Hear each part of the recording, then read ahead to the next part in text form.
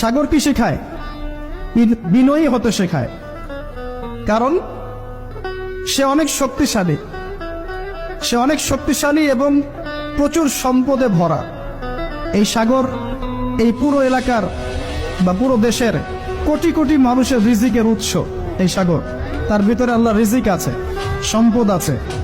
অনেক সম্পদে পরিপূর্ণ থাকার পরেও সাগর খুব শান্ত, তার মধ্যে খুব উদ্ধত অহংকারী আচরণ দেখা যায়। ঠিক আল্লাহর জ্ঞানী মানুষরা সমুদ্রের মতো হয়, তাদের ভিতরে অনেক জ্ঞান থাকে, কিন্তু তারপরেও তারা শান্ত থাকে, বিনয়ী থাকে। যাদের ভিতরে সম্পদ কম তাদের লাফালাফি বেশি।